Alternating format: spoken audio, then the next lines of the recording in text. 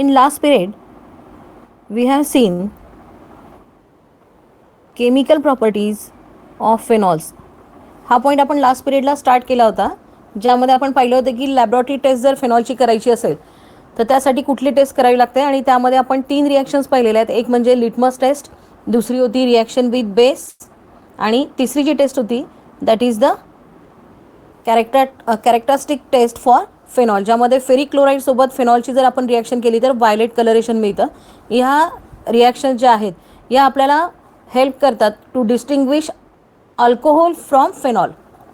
म्हणजे यातला काही पर्टिक्युलर रिॲक्शन हा फक्त फेनॉलच देतो, अल्कोहोल देत नाही, कारण दोघांच्या नेचरमध्ये फरक आहे. दोघांमध्ये जरी हायड्रॉक्सिल ग्रुप हा मेन फंक्शनल ग्रुप असला तरी अल्कोहोल हा न्यूट्रल आहे नेचरमध्ये, वेरॅज फेनॉल जो आहे तो वीकली ॲसिडिक असतो.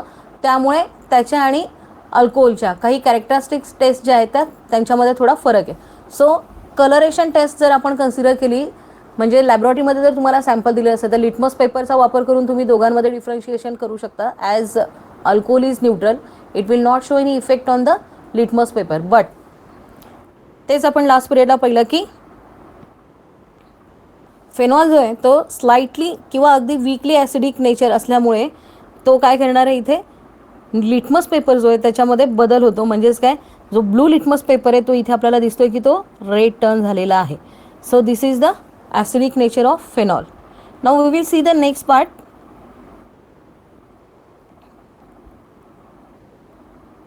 that is reactions due to breaking of OH bond.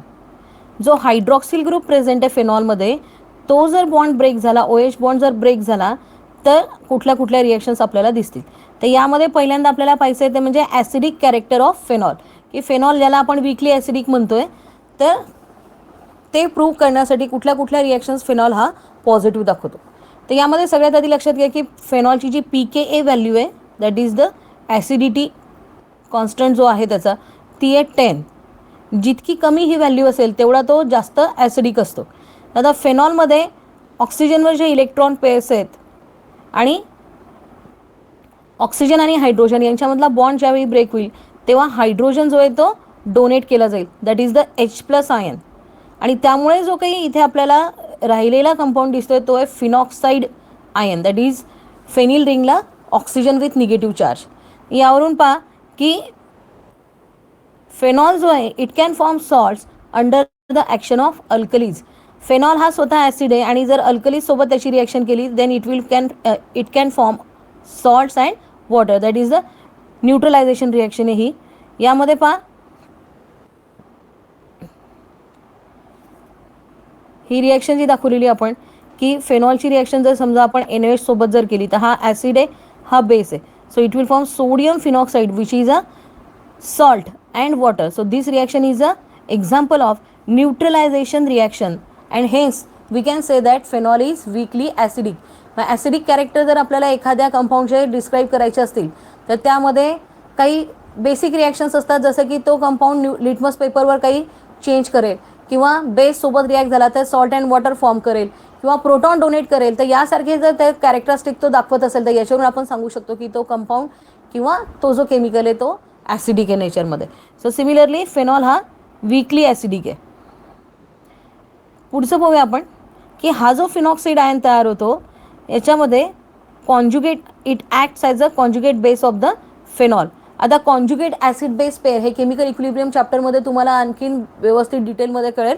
इथे फक्त लक्षात घ्या की ॲसिड रिॲक्शन इक्विलिब्रियमच्या दोघी बाजूला ॲसिड आणि बेस असतात, तर एकाचा जर कॉन्जुगेट ॲसिड असेल तर त्याला कॉन्जुगेट बेससुद्धा असतो. तर फिनॉक्साईड आयन जो आहे तो बेस आहे फेनॉलचा, कुठला conjugate base, which is resonance stabilized by delocalization of negative charge. Resonance effect म्हणजे काय आणि रेझोनन्स स्ट्रक्चरमुळे ॲरोमॅटिक कंपाऊंड किंवा बेन्झिन रिंगला कशा प्रकारे स्टॅबिलिटी मिळते हे आपल्याला चांगल्या प्रकारे माहिती आहे. So therefore phenol ionizes in aqueous medium to a moderate extent. खूप मोठ्या प्रमाणात तो पाण्यामध्ये सोल्युबल नाही आहे पण मॉडरेट एक्सटेंटला तो सोल्युबल आहे. Therefore it show a week acidic nature, कारण जितक्या जास्त प्रमाणात ते आयोनाइज होतील तेवढा तो स्ट्रॉंग ॲसिड असतो. पण फेनॉल हा फार कमी प्रमाणात पाण्यामध्ये आयोनाइज होतो आणि म्हणून तो वीकली ॲसिडिक आहे, हे लक्षात ठेवायचं आहे. सो ही जी स्टॅबिलिटी मिळते त्याला ती एक तर त्याचं बेन्झिनचं जी रिंग त्याला अटॅच आहे किंवा जी फेनिल रिंग त्याला अटॅच आहे तर त्यामध्ये जे काही रेझोनन्स इफेक्ट आहे त्यामुळे त्याला ती स्टॅबिलिटी मिळते आणि म्हणून तो वीकली ॲसिडिक आहे. Phenol is more acidic than aliphatic alcohol because conjugate base is stabilize by the resonance. मुळात ॲलिफॅटिक अल्कोहोल हा न्यूट्रल आहे पण त्याच्यापेक्षा फेनॉल जो आहे तो जास्त ॲसिडिक आहे. याचं रिझनिंग तिथे दिलं आहे की जो कॉन्जुगेट बेस आहे तो रेझोनन्स स्ट्रक्चरमुळे स्टॅबिलाइज्ड होतो म्हणून ॲलिफॅटिक अल्कोहोलपेक्षा फेनॉल जो आहे तो ॲसिडिक आहे. आता इथे जर तुम्ही हे स्ट्रक्चर्स पाहिले हे रेझोनन्स स्ट्रक्चर आहे फिनॉक्साईड आयनचं तर याच्यामध्ये हे जे निगेटिव्ह चार्जेस आहेत हे डिलोकलाइज होतात म्हणजे त्यांची पोझिशन सोडून दुसऱ्या पोझिशनला आणि त्यामुळे डबल बॉन्डसुद्धा त्याची जागा सोडून पुढच्या पोझिशनला जातो. हे सगळे स्ट्रक्चर जर तुम्ही कन्सिडर केले which are the resonance structure of phenoxide ion तर तुम्हाला लक्षात येईल की यामुळे या स्ट्रक्चरला जे ते स्टॅबिलिटी मिळते. विशेषतः इलेक्ट्रॉन डेन्सिटी जर तुम्ही कन्सिडर केली तर ती याच्या कंपॅरिझनमध्ये पॅरा पोझिशन आणि ऑर्थो पोझिशनला जास्त असल्यामुळे जे काही प्रोडक्ट मिळतात सबस्टिट्यूशनमध्ये ते या दोन पोझिशनला जास्त प्रमाणात मिळतात. तर पुढे आपल्याला पाहायचंच आहे की ऑर्थो आणि पॅरा पोझिशनलाच का मिळतात तर रिंग डिॲक्टिवेट असते आणि त्यामुळे या पोझिशनला इलेक्ट्रॉन डेन्सिटी जी ती जास्त असल्यामुळे इथे प्रोडक्ट फॉर्म होतात या पोझिशनला. सबस्टिट्यूटेड फेनॉलच्या बाबतीत पाहूया आपण की फेनॉल आणि त्याचे इतर जे काही डेरिव्हेटिव्ज आहेत सबस्टिट्यूटेड फेनॉलमध्ये ते they can be more or less acidic than phenol itself. May be ते फेनॉलपेक्षा जास्त किंवा कमी ॲसिडिक असू शकतात. डिपेंड करतं की कोणता ग्रुप त्यांना सबस्टिट्यूट झालेला आहे. दुसरं म्हणजे जर इलेक्ट्रॉन विड्रॉईंग सबस्टिट्युएंट अटॅच असतील फेनॉलला तर ते फेनॉलला जास्त ॲसिडिक बनवतात बाय डिलोकलायझिंग द निगेटिव्ह चार्ज. आता हा पॉईंट खूप महत्त्वाचा आहे की इलेक्ट्रॉन विड्रॉईंग ग्रुप आणि इलेक्ट्रॉन डोनेटिंग ग्रुप हे दोन ग्रुप फार महत्त्वाचे आहेत. इथे खाली जर तुम्ही पाहिलं तर तुम्हाला दिसेल पहा आपण ते एक्सप्लेन केलेलं आहे की इलेक्ट्रॉन विड्रॉईंग ग्रुप जे असतात ते काय करतात इलेक्ट्रॉन विड्रॉ करतात. याचा अर्थ काय ते इलेक्ट्रॉन स्वतःकडे ओढून घेतील रिंगपासून स्वतःकडे. आणि इलेक्ट्रॉन डोनेटिंग ग्रुप जे आहेत EDG इलेक्ट्रॉन डोनेटिंग ग्रुप ते काय करतील इलेक्ट्रॉन स्वतःकडून रिंगकडे ट्रान्सफर करतील. तर कोणत्या प्रकारचा ग्रुप फेनॉलच्या रिंगला अटॅच आहे त्यावरून फेनॉल हा जास्त ॲसिडिक असेल का कमी ॲसिडिक असेल हे आपण इथे एक्सप्लेन करू शकतो. तर जनरली जे इलेक्ट्रॉन विड्रॉईंग ग्रुप्स असतात जे इलेक्ट्रॉन स्वतःकडे ओढून घेतात they stabilizes the phenoxide ion and resulting in increased phenol acidity. आणि त्यामुळे फेनॉलची ॲसिडिटी वाढते. म्हणजे इलेक्ट्रॉन विड्रॉईंग ग्रुप जर अटॅच असतील तर फेनॉलचा जो सबस्टिट्युएंट असेल किंवा फेनॉलचा जो डेरिव्हेटिव्ह आहे त्याची ॲसिडिटी इन्क्रीज होईल. Wear as on the other hand याच्या एक्झॅक्टली अपोजिट जर आपण पाहिलं इलेक्ट्रॉन डोनेटिंग ग्रुप जर अटॅच असतील फेनॉलच्या रिंगला तर त्यावेळी ते डिस्टॅबिलाइज करतात फिनॉक्साईड आयनला ज्यामुळे फेनॉलची ॲसिडिटी जी ती डिक्रीज होते इथे.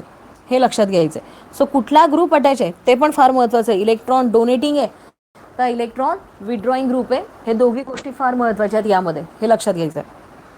आता कुठले ग्रुप जनरली याच्यामध्ये येतात मग ते आपण पाहूया की इलेक्ट्रॉन विड्रॉईंग कुठले आणि इलेक्ट्रॉन डोनेटिंग कुठले ते बघूया आपण इथे. सो इलेक्ट्रॉन विड्रॉईंग ग्रुप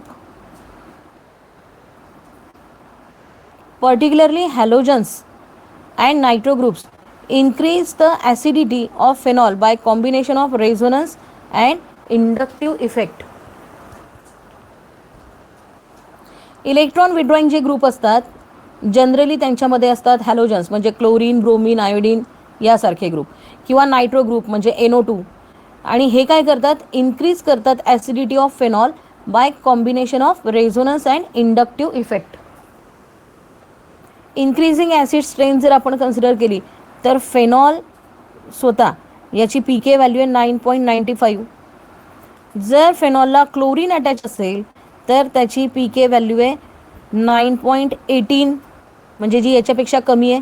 आणि जर नायट्रोफेनॉल कन्सिडर केला आपण तर त्याची PK व्हॅल्यू आहे 7.15 म्हणजेच तुम्हाला लक्षात येईल जितकी कमी PK व्हॅल्यू तेवढी ॲसिडची स्ट्रेंथ जी आहे ती वाढत जाते. का कारण त्याला कुठले ग्रुप अटॅच आहेत इलेक्ट्रॉन विड्रॉईंग ग्रुप जे इलेक्ट्रॉन स्वतःकडे ओढून घेतात आणि ही जी रिंग असते फिनॉक्साईड रिंग तिला ते स्टॅबिलाइज करतात आणि त्यामुळे ॲसिडिटी इन्क्रीज होते. ऑन द अदर हँड कोणते कोणते ग्रुप आहेत ते पाहूया आपण इथे.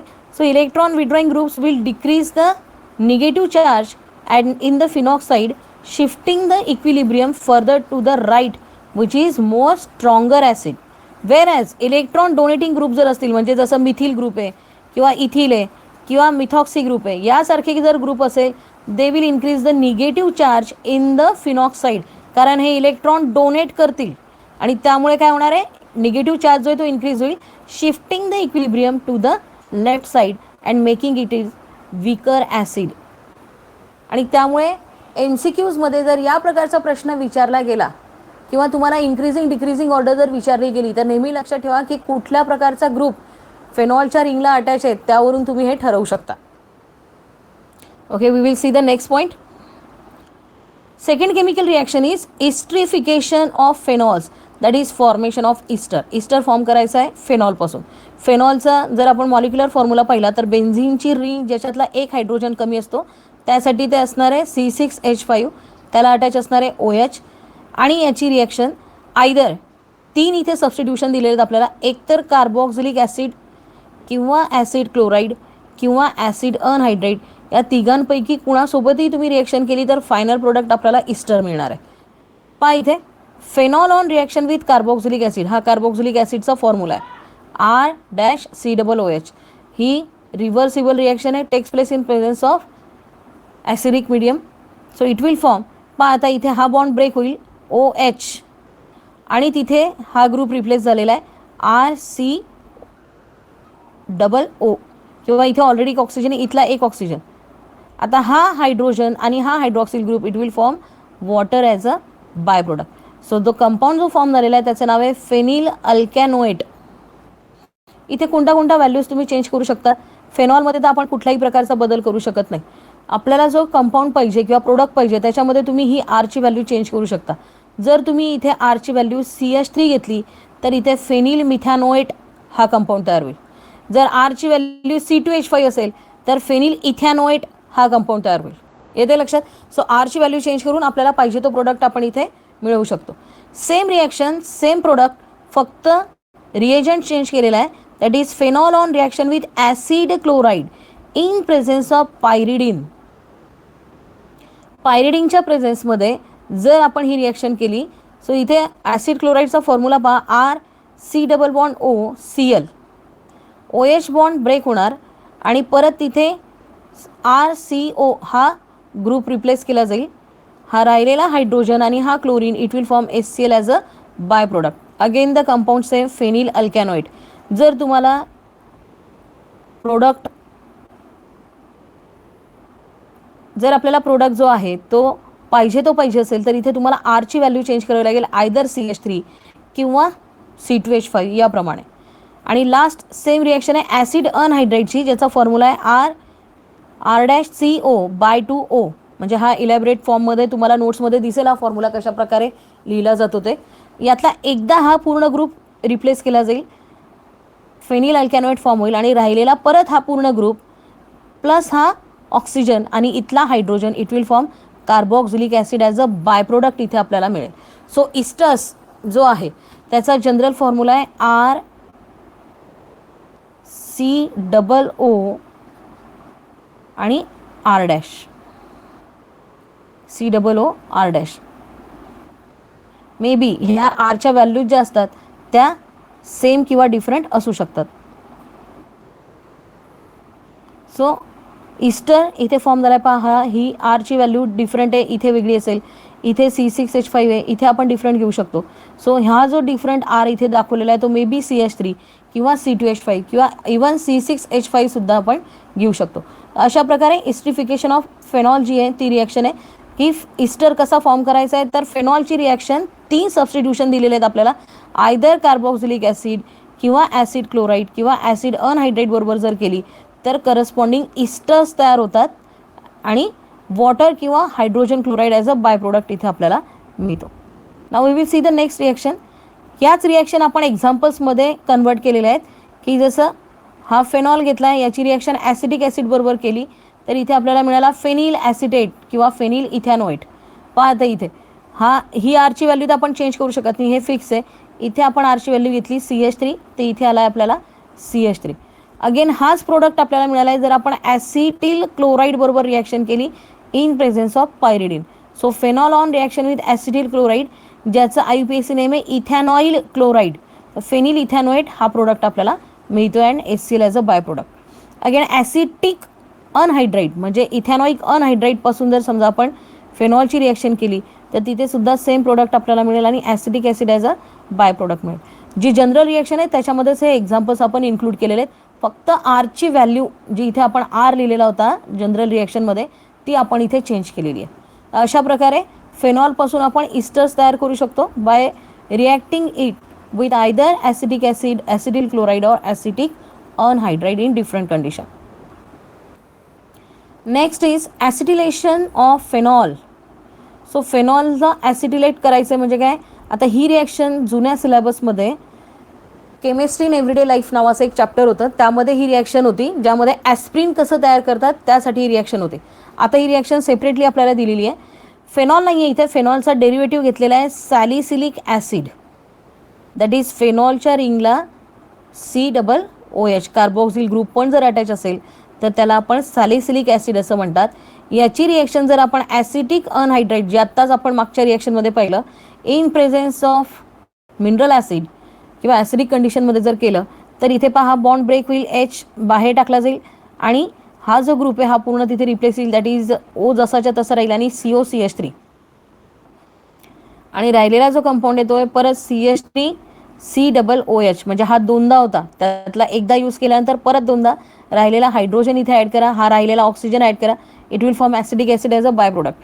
So this product is acetyl salicylic acid, ज्यालाच ॲस्प्रिन असं सुद्धा म्हणतात. आणि ॲस्प्रिन हे नाव काही तुम्हाला नवीन नाही आहे, तुम्हाला चांगल्या प्रकारे माहिती आहे. पेनकिलर म्हणून ॲस्प्रिनचा वापर केला जातो आणि जे ड्रग क्लासिफिकेशन केलं जातं त्यामध्ये ॲनल्जेसिक म्हणजेच पेनकिलर्स म्हणून ॲस्प्रिनचा वापर करतात. सो ॲनल्जेसिक्स म्हणजे काय, तर जे पेन किल करू शकतात अशा प्रकारचे जे मेडिसिन्स असतात त्यांना ॲनल्जेसिक म्हणतात.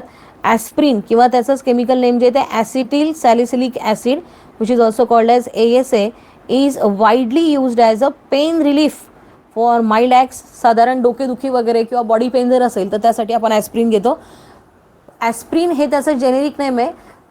इतर जे मॅन्युफॅक्चरिंग कंपनीज असतात त्या त्यांना मग वेगवेगळी नावं देतात, जसं डिस्प्रिन आहे किंवा आणखीन कुठल्या नावाने, आयबुप्रोफेन आहे, या नावाने सुद्धा सॅलिसिलिक ॲसिडचा जो डेरिव्हेटिव्ह आहे तो वेगवेगळे डेरिव्हेटिव्ह जे ते विकले जातात. And discomfort and to elevate fever, ताप जर असेल, तुमच्या बॉडीचं टेम्परेचर जर वाढलेलं असेल तेव्हासुद्धा ॲस्प्रिन किंवा डिस्प्रिन किंवा क्रोसिन यासारख्या औषधी दिल्या जातात, ज्या पेन किलर पण आहे म्हणजे बॉडी ॲक किंवा पेन पण रिलीव्ह करतात आणि सेम टाईम बॉडीचं टेम्परेचर कमी करण्यासाठी सुद्धा मदत करतात. आणि आत्ता अगदी लेटेस्ट त्याच्यामध्ये तुम्हाला माहिती असेल की वॅक्सिनेशन नंतर बॉडी पेन होतं आणि टेम्परेचर इल्वेट होतं, तर अशावेळी साधी पॅरासिटामोल किंवा ॲस्प्रिन किंवा यासारख्या औषधी या दिल्या जातात, क्रोसिनसारख्या औषधी दिल्या जातात पेन रिलीव्ह करण्यासाठी आणि टेम्परेचर कमी करण्यासाठी. सो ॲस्प्रिन म्हणजे काय हे आता नीट लक्षात आलं असेल तुमच्या. So this is acetylation of phenol. Now we will see another chemical property of phenol, that is the electrophilic substitution reaction of phenols. OH group जो आहे फेनॉल रिंगमधला तो ऑर्थो आणि पॅरा डायरेक्टिंग ग्रुप आहे. याचाच अर्थ फेनॉलच्या रिंगमध्ये ऑर्थो पोझिशनला आणि para पोझिशनला असे दोन प्रोडक्ट आपल्याला मिळतील. So it is also directing group आहे आणि याच्या अंडरमध्ये आपल्याला रिॲक्शन्स पाहिजे आहेत, तर ज्यामध्ये जे प्रोडक्ट आपल्याला मिळतील ते एकावी दोन प्रोडक्ट असतील, एक ऑर्थो पोझिशनला एक पॅरा पोझिशनला. यामध्ये पहिली जी रिॲक्शन आहे ती आहे हॅलोजिनेशन, यात पर्टिक्युलर रिॲक्शन पण आहे. सो फेनॉलची रिॲक्शन जर समजा आपण ब्रोमिन सोबत केली, phenol on reaction with bromine, so different product form होतात अंडर डिफरंट एक्सपेरिमेंटल कंडिशन. जसं पहिली जी रिॲक्शन आपण पाहणार आहोत तर याच्यामध्ये सॉल्वंट जो यूज केला जातो तो लो पोलॅरिटी असणारा, जसं CHCl3 क्लोरोफॉर्म किंवा CS2 कार्बन डायसल्फाईड, आणि अतिशय लो टेम्परेचरला ही रिॲक्शन केली जाते. सो मोनोब्रोमोफेनॉल हा फॉर्म होतो. The usual halogenation of benzene takes place in presence of a Lewis acid such as FeBr3 which polarizes the halogen molecule. So ferric bromide यासारखा जो Lewis acid आहे याच्या प्रेझेन्समध्ये जनरली बेन्झीनचं हॅलोजिनेशन कॅरीड आउट करतात, पण इथे जो आहे in case of phenol polarization of bromine molecule takes place even in absence of Lewis acid. Lewis ॲसिडची गरज नाही आहे, ब्रोमीन जर असेल आणि फेनॉल जर असेल तर लेविस ॲसिड जरी नसला तरी ब्रोमिनच्या प्रेझेन्समध्ये रिॲक्शन इझिली होते. So it is due to high activating effect of hydroxyl group attach to the benzene ring. पहा आता इथे जर आपण ही रिॲक्शन ब्रोमिनच्या प्रेझेन्समध्ये केली, so phenol on reaction with bromine in presence of carbon disulphide at temperature 273 kelvin which is as low as 0 degree Celsius. 0 degree सेल्सिअसला सुद्धा ही रिॲक्शन होईल आणि इथे दोन प्रोडक्ट मिळतील, एक म्हणजे ऑर्थोब्रोमोफेनॉल आणि एक असणार आहे पॅराब्रोमोफेनॉल. ऑर्थोब्रोमोफेनॉल जो आहे तो मायनर असेल आणि जो पॅराब्रोमोफेनॉल जो आहे तो मेजर प्रोडक्ट असेल. म्हणजे जवळपास इथे आपण कॅल्क्युलेशन जर केलं तर 80% जवळपास मेजर प्रोडक्ट असतो आणि 20% जो आहे तो मायनर प्रोडक्ट असतो इथे. आणि याच पोझिशनला का मिळतात ते आपण आत्ताच पहिलं रिझन की ऑर्थोपॅरा डायरेक्टिंग रिंग असल्यामुळे या दोन पोझिशनला प्रोडक्ट आपल्याला मिळतात. सेम रिएक्शन पण आता इथे कंडिशन वेगळी पहा. When phenol is created with bromine, पण ब्रोमिन वॉटर इथे. So when phenol is created with bromine 2,4,6 tribromophenol is formed as white precipitate म्हणजेच PPT. व्हाईट PPTच्या फॉर्ममध्ये इथे आपल्याला प्रोडक्ट मिळेल. तर इथे मात्र लक्षात घ्यायचं आहे ब्रोमिन वॉटर आहे. सो ब्रोमिन वॉटरसोबत जर फेनॉलची रिॲक्शन केली तर इथे आपल्याला हा जर पोझिशन नंबर 1 कन्सिडर केला आपल्याला तर 2,4,6 ट्रायब्रोमोफेनॉल हा प्रोडक्ट मिळेल इथे. सो कंडिशन चेंज केली तर प्रोडक्टसुद्धा चेंज होतोय. नेक्स्ट पाहूया आपण नायट्रेशन ऑफ फेनॉल. नायट्रेशन याच्यामध्ये लक्षात घ्यायचं आहे की नायट्रेटिंग मिक्सचरसोबत किंवा डायल्यूट नायट्रिक ॲसिड बरोबर इथे रिॲक्शन केलेली आहे. दोन कंडिशन आहे. पहिल्यांदा आपण पाहणार डायल्यूट HNO3 सोबत. सो डायल्यूट HNO3 सोबत जर रिॲक्शन केली तर it will give ortho and para isomers which can be separated easily by distillation. Distillation मेथडने आपण या दोघांना सेपरेट करू शकतो कारण डिस्टिलेशनमध्ये बॉइलिंग पॉईंट डिफरन्स असतो आणि त्यामुळे दोघी पण वेगवेगळ्या टेम्परेचरला डिस्टिल आउट होतील. So phenol on reaction with dilute nitric acid gives a product that is orthonitrophenol and paranitrophenol. Para पोझिशनचा जो आहे तो मेजर असेल, हा मायनर असेल. नंतर कॉन्सन्ट्रेट सेकंड जी रिॲक्शन आहे त्याच्यामध्ये कॉन्सन्ट्रेट नायट्रिक ॲसिड बरोबर रिॲक्शन केलेली आहे which is converted into 2,4,6 trinitrophenol. आता इथे लक्षात घ्या कॉन्सन्ट्रेट नायट्रिक ॲसिड ज्यावेळी वापरलं जातं तेव्हा नायट्रेटिंग मिक्सरचा वापर करतात. नायट्रेटिंग मिक्सर म्हणजे काय, तर it is a mixer of concentrate nitric acid with concentrate sulphuric acid आणि 3 पोझिशनमध्ये नायट्रो ग्रुप अटॅच होणार आहे. सो ह्या 3 पोझिशन ज्या आहेत त्याच्यामध्ये एक 3 पोझिशन ज्या आहेत त्या 2,4,6 ट्राय नायट्रोफेनॉल तयार होतोय तिथे. ट्रायनायट्रोफेनॉल या कंपाऊंडचं अजून एक नाव आहे. It is also called as picric acid. नोट्समध्ये मिळेल तुम्हाला ते लिहिलेलं. सो पिक्रिक ॲसिड जो आहे याचा वापर जो आहे पिक्रिक ॲसिड हा जो कंपाऊंड आहे ट्रायनायट्रोफेनॉलचा, तर या कंपाऊंडचा वापर रंगीत दारू म्हणजे फटाक्यांमध्ये जी केमिकल्स वापरली जातात ती तयार करण्यासाठी पिक्रिक ॲसिडचा वापर केला जातो. Next we will see sulphonation of phenol. परत इथे 2 कंडिशन आहे, एक रूम टेम्परेचरला आणि एक हायर टेम्परेचरला. जर रूम टेम्परेचरला रिॲक्शन केली आपण, so phenol on reaction with sulphuric acid at room temperature, इथे कॅल्विनमध्ये टेम्परेचर नोट्समध्ये मिळेल तुम्हाला, it gives orthophenol sulphonic acid. Whereas जर थोडं हाय टेम्परेचर केलं आपण, it gives paraphenol sulphonic acid. So phenol on reaction with H2SO4 at room temperature gives two hydroxybenzene sulphonic acid. Two hydroxybenzene हा एक आणि हा 2, दुसऱ्याला जो ग्रुप अटॅच आहे त्यानुसार याला नाव दिलं आहे 2-हायड्रॉक्सीबेन्झीन सल्फोनिक ॲसिड आणि इथे 1,4 या पोझिशनमध्ये येईल ते. So it will be four hydroxybenzene sulphonic acid at higher temperature. So एक ऑर्थो पोझिशनचा प्रोडक्ट मिळेल आणि एक पॅरा पोझिशनचा प्रोडक्ट मिळेल. So this is called sulphonation of phenol, that is reaction of phenol with sulphuric acid at different temperature. It will give different product. Next we will see the Reimer Tiemann reaction किंवा याला टायमॅन असं पण म्हणतात, pronunciation वेगळं आहे वेगळं आहे. So रिमर-टीमॅन यामध्ये काय पहा, on treating phenol with chloroform in the presence of sodium hydroxide, NaOH बरोबर रिॲक्शन करायची आपल्याला, a formyl group that is CHO is introduced at ortho position in the benzene ring. आपल्याला सीओशो ग्रुप जो आहे तो इंट्रोड्यूस करायचा आहे बेन्झीन रिंगला. This reaction is known as Reimer Tiemann reaction. या रिॲक्शनमध्ये इंटरमिजिएट म्हणजे प्रोडक्टच्या आधी एक कंपाऊंड जो मिळतो, it is substituted benzyl chloride and which is hydrolyse in presence of alkali to produce salicylaldehyde इथे तयार होतो. सो सॅलिसिलाल्डिहाइड तयार करायचं आपल्याला. सो प्रोडक्शन ऑफ सॅलिसिलाल्डिहाइड और Reimer Tiemann reaction from phenol pi reaction. So this is phenol on reaction with chloroform and NaOH gives an intermediate. इथे काय आलेलं आहे, इथला हायड्रोजन रिमूव्ह होईल. तो हायड्रोजन च्या जागी इथे CHCl2 ग्रुप जो आहे तो रिप्लेस केला जाईल. या इंटरमिजिएटची रिएक्शन परत Na सोबत जर केली तर इथे आपल्याला काय मिळतोय, CHO group with sodium phenoxide. याला जर आपण परत डायल्यूट मिनरल ॲसिड बरोबर जर रिॲक्ट केलं तर ONA जो आहे तो निघून जाईल आणि त्याच्या जागी काय येईल इथे OH. This compound is known as salicylaldehyde. आहे लक्षात. 3 स्टेपमध्ये रिॲक्शन होते.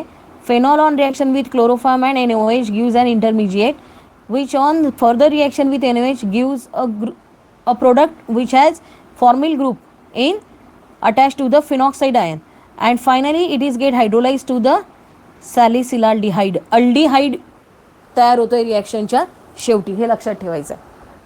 Now we will see the next reaction. It is also one of the most important reaction from this chapter. चॅप्टरमध्ये ज्या ज्या रिॲक्शनला सायंटिस्टची नावं आहेत ती सगळ्या रिॲक्शन व्यवस्थितपणे प्रिपेअर करायच्या आहेत. मग ती रिमर-डिमॅन रिॲक्शन असेल किंवा कोल-बेस रिॲक्शन असेल. Now what is the Kolbe's reaction. Phenoxide ion जो आहे जो रिॲक्शनमध्ये तयार होतो generally by treating phenol with the sodium hydroxide आणि हा इवन फेनॉलपेक्षाही जास्त रिॲक्टिव्ह असतो towards electrophilic aromatic substitution. Hence it undergoes electrophilic substitution with carbon dioxide as a weak electrophile. 1 मार्कांसाठी हा प्रश्न 2 ते 3 वेळा विचारला गेलेला आहे की कोल-बेस रिॲक्शनमध्ये कुठला इलेक्ट्रोफाईल वापरला गेलेला आहे. तर तो आहे CO2 that is carbon dioxide. हा वीक इलेक्ट्रोफाईल आहे जो कोल-बेस रिॲक्शनमध्ये वापरला गेलेला आहे. Ortho hydroxy benzoic acid is form as a main product. आणि काय तयार होतं याच्यामध्ये, ऑर्थो पोझिशनला बेन्झोइक ॲसिड ग्रुप आहे with hydroxy group at 1 position. So final reaction is like this. फेनॉलची reaction treatment of salts of phenol with carbon dioxide brings about substitution of the carboxyl group COOH for hydrogen of the ring. This reaction is known as the Kolbe reaction. It is the most important application in the conversion of phenol into a orthohydroxybenzoic acid known as salicylic acid असं म्हटलं जातं याला. पहा इथे हा sodium फिनॉक्साईड हा कसा मिळतो आपल्याला. फेनॉलची रिॲक्शन जर आपण NaOH बरोबर केली तर त्याची रिॲक्शन कार्बन डायऑक्साईड सोबत ॲटमॉस्फेरिक प्रेशर किती असेल आणि टेम्परेचर किती असेल ते दिलेलं इथे. So it will form sodium salicylate. इथला हायड्रोजन सोडियम, इथून सोडियम रिमूव्ह होईल, इथे हायड्रोजन येईल, सोडियम इथे अटॅच होईल विथ कार्बॉक्सिल ग्रुप. याला जर आपण हायड्रोलाइज केलं further so it will give salicylic acid that is hydroxy plus carboxyl group. एकाच रिंगला जर अटॅच असेल तर त्याला ऑर्थो हायड्रॉक्सी बेन्झोइक ॲसिड किंवाच त्याचं कॉमन नेम आहे salicylic acid. So this is the Kolbe's reaction. Salicylaldehyde Reimer Tiemann reaction, salicylic acid Kolbe's reaction, या 2 रिॲक्शन अगदी तोंडपाठ असल्या पाहिजेत. Next we will see oxidation of phenol. फेनॉलला जर आपण ऑक्सिडाइज केलं with sulphuric acid and sodium dichromate और chromic oxide. So oxidation of phenol with chromic oxide produce a conjugated diketone. 2 वेळा किटॉनिक ग्रुप प्रेझेंट आहे म्हणून त्याला डायकीटोन म्हणतात, known as benzoquinone. In presence of air phenols are slowly oxidise to dark coloured mixtures containing quinones. तुम्हाला माहिती आहे केळ्याच्या पानांमध्ये किंवा केळ्यांची जी साल असते किंवा केळ्यांची जी पानं असतात त्यांच्यामध्ये फेनॉलिक कंपाऊंड प्रेझेंट असतात. जेव्हा ही पानं तुटतात किंवा टिअर अप होतात तेव्हा हवेशी यांचा जर संपर्क आला तर ब्राउनिश कलरचा एक कंपाऊंड तयार होतो विच इज कॉल्ड ॲज क्युनोन्स. आणि हा जर कपड्यांना किंवा हाताला याचे डाग पडले तर ते लवकर निघत नाहीत. तर that compound is quinone which is a dark colour oxidise form of the product benzoquinone. So simple आहे. ऑक्सिजन जो आहे तो इथे ऑक्सिडाइज ॲड होणार आहे, इथे पण ॲड होणार आहे आणि a diketone formula which is called as benzoquinone. Next we will see catalytic hydrogenation of phenol, that is addition of hydrogen in presence of a catalyst is called catalytic hydrogenation. Phenol on reaction with hydrogen in presence of nickel as a catalyst undergo hydrogenation to give cyclohexanol. सायक्लोहेक्झॅनॉल मध्ये कुठल्याही प्रकारचे double bond present नाही आहे रिंगमध्ये, हे लक्षात घ्या. So हा आहे फेनॉल, हा ग्रुप जसाच्या तसा राहील. हायड्रोजन याच्यामध्ये ॲड केले जाईल तर जे अनसॅच्युरेटेड डबल बॉन्ड्स आहेत ते सगळे सिंगल बॉन्डमध्ये कन्वर्ट होतील आणि त्यामुळे आपल्याला ही जी रिंग मिळते ती सायक्लोहेक्झेनची रिंग आहे आणि ज्याला OH ग्रुप अटॅच असल्यामुळे आपण त्याला सफिक्स लावलेला OL. पण ही रिॲक्शन जी ती निकेलच्या प्रेझेन्समध्ये होते. निकेल हा कॅटलिस्ट म्हणून काम करतो under pressure at 473 kelvin. Catalyst म्हणजे काय हे तुम्हाला चांगल्या प्रकारे माहिती आहे की कुठलाही केमिकल कंपाऊंड जो केमिकल रिॲक्शनचा रेट वाढवतो, एन्हान्स करतो, पण स्वतः त्या रिॲक्शनमध्ये पार्टिसिपेट करत नाही, त्याला कॅटलिस्ट असं म्हटलं जातं. सो जनरली हायड्रोजनेशन रिॲक्शनमध्ये निकेलचा वापर केला जातो. निकेल हा मेटल आहे, त्याचा वापर केला जातो for addition of hydrogen as a catalyst. So फेनॉलचं कन्वर्जन कशात होईल इथे सायक्लोहेक्झॅनॉल या कंपाऊंडमध्ये. So this reaction is called catalytic hydrogenation. Next reaction is reduction of phenol किंवा याला reaction of phenol with zinc dust असंही म्हणू शकतात किंवा याला formation of benzene from phenol असंही म्हणू शकतात. प्रश्न असा विचारला गेलेला आहे, how will you prepare benzene from phenol, हे त्याचं उत्तर आहे. फेनॉलपासून बेन्झिन कसा तयार करायचा. फेनॉल हा बेन्झिनचाच डेरिव्हेटिव्ह आहे, ज्याच्यामध्ये फरक काय आहे, बेन्झिन आणि फेनॉलची रिंग सेम आहे, फक्त फेनॉलमध्ये हायड्रॉक्सिल ग्रुप एक्स्ट्रा आहे. सो याला आपल्याला कन्वर्ट करावं लागेल into benzene ring by heating it with zinc dust. So zinc जो आहे हा रिड्युसिंग एजंट आहे. रिड्युसिंग एजंट जनरली काय करतात तर रिड्युसिंग एजंट जे असतात ते हायड्रोजन जे आहेत ते ॲड करतात किंवा ऑक्सिजन जे आहेत ते रिमूव्ह करतात. तर इथे पहा याने काय केलेलं आहे, हा हायड्रोजन रिंगला परत केलं आहे आणि ऑक्सिजन जो आहे तो झिंकसोबत बाहेर निघेल. सो बाय प्रोडक्ट मिळेल आपल्याला झिंक ऑक्साईड आणि हायड्रोजन जर परत गेला इथे तर हे सबस्टिट्यूशन संपलं, म्हणजेच काय झालं तिथे बेन्झिनची रिंग. अशा प्रकारे बेन्झिन तयार होतो from phenol. So these are the chemical properties of phenol. इथे आपला फेनॉलचा पॉईंट जो आहे तो संपलेला आहे. केमिकल प्रॉपर्टीज ऑफ फेनॉल हा पॉईंट संपलेला आहे. लास्ट पॉईंट आहे आपला, that is uses of phenol. What are the uses of phenol. First पहिला जो यूज आहे तो म्हणजे अँटीसेप्टिक म्हणून त्याचा वापर केला जातो. तुम्हाला माहिती घरामध्ये आपण फेनॉलचा एक डेरिव्हेटिव्ह कंपाऊंड आहे which is called as Dettol. Dettol आणि फेनॉल एकच नाही आहे, पण तो त्याचा डेरिव्हेटिव्ह कंपाऊंड आहे, म्हणजे त्याच्यामध्ये फेनॉल मिक्स असतो. तर आपण जनरली कट झालं, काही लागलं, जखम झाली, जळलं भाजलं किंवा एखादा जर समजा आपल्या हाताला इन्फेक्शन असेल तर त्याच्यावर सगळ्यात आधी किंवा इवन आपल्याला समजा डॉक्टरांकडे गेलो आणि आपल्याला इंजेक्शन घ्यायचं असेल तर त्याच्या आधीसुद्धा ते अँटीसेप्टिक लावतात. तर या अँटीसेप्टिक लहान बाळाची विशेषतः काळजी घेण्यासाठी लहान बाळांची जी वस्तू असतात किंवा ज्या काही त्यांचे कपडे असतात ते यासारख्या डेटॉलसारख्या किंवा फेनॉलिक कंपाऊंडमध्ये जे असतात ते वॉश केले जातात because it acts as a antiseptic. काय अँटीसेप्टिक.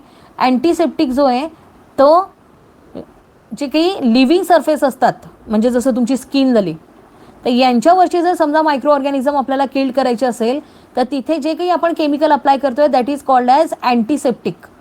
सो फेनॉलचा वापर जो आहे तो अँटीसेप्टिक म्हणून केला जातो. दुसरा त्याचा वापर आहे की तो डिसइन्फेक्टंट म्हणून सुद्धा वापरतात हाऊस होल्ड क्लिनर्समध्ये. आता तुम्ही म्हणाल की हा डिसइन्फेक्टंट काय, तर ॲक्च्युली अँटीसेप्टिक आणि डिसइन्फेक्टंट हे दोघी पण सेम आहे. फरक एवढा आहे की अँटीसेप्टिक लिव्हिंग सरफेसवर वापरतात, डिसइन्फेक्टंट नॉन लिव्हिंग सरफेसवर वापरला जातो.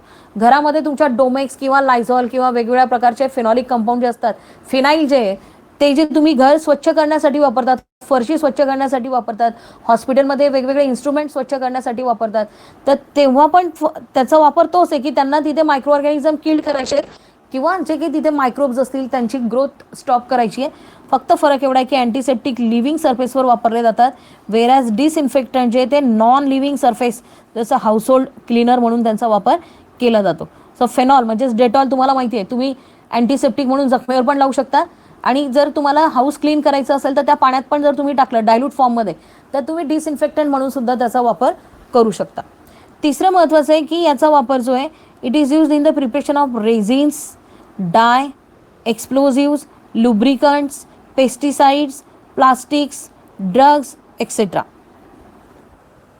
फेनॉल स्वतः ऑर्गॅनिक कंपाऊंड आहे, त्याच्यापासून इतर ऑर्गॅनिक कंपाऊंड सुद्धा तयार केली जातात, ज्याची एक्झाम्पल्स इथे दिली आहेत की एक्सप्लोजिव्ह जसं पिक्रिक ॲसिड जे एक्सप्लोजिव्ह म्हणून वापरतात फटाक्यांमध्ये ते ते तयार करण्यासाठी फेनॉलचा वापर करतात. वेगवेगळ्या प्रकारचे रेझिन्स तयार करण्यासाठी, डाय म्हणजे कलर तयार करण्यासाठी, लुब्रिकंट्स म्हणून त्याचा वापर केला जातो, पेस्टिसाईडमध्ये सुद्धा वापरलं जातं, प्लास्टिक तयार करण्यासाठी फेनॉल फॉर्मॅल्डिहाइड प्लास्टिकचा पण तयार करण्यासाठी फेनॉलचा वापर केला जातो, ॲस्प्रिन सारखे ड्रग्स तयार करण्यासाठी फेनॉलचा वापर केला जातो. So these are the different kinds of uses of phenols. So alcohol, phenol आणि इथर यामधले आपले 2 पार्ट संपलेले आहेत, दॅट इज अल्कोहोल आणि फेनॉल. नेक्स्ट पिरियडला आपण इथर हा पार्ट स्टार्ट करू. थँक्यू.